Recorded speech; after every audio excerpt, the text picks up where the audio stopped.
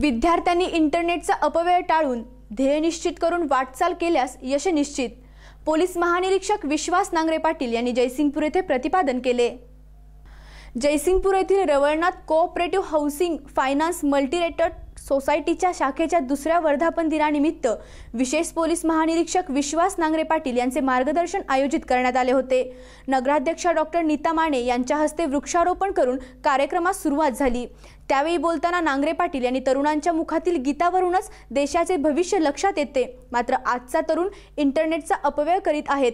तरुणांनी योग्य ध्येय निश्चित करून वाटचाल केल्यास यश दूर नाही, असे सांगत राज्यात पोलिसांसाठी 5300 घरे मंजूर झाली असून त्यामध्ये कोल्हापुरात 1248 घरे आहेत असे सांगितले।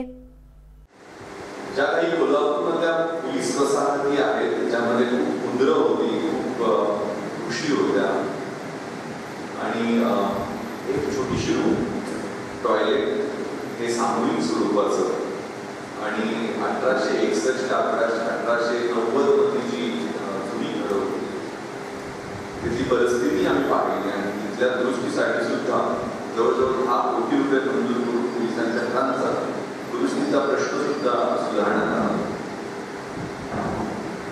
पण मी मुंबईमध्ये डेप्युटी पोलीस कमिशनर आणि ॲडिशनल पोलीस कमिशनर म्हणून दक्षिण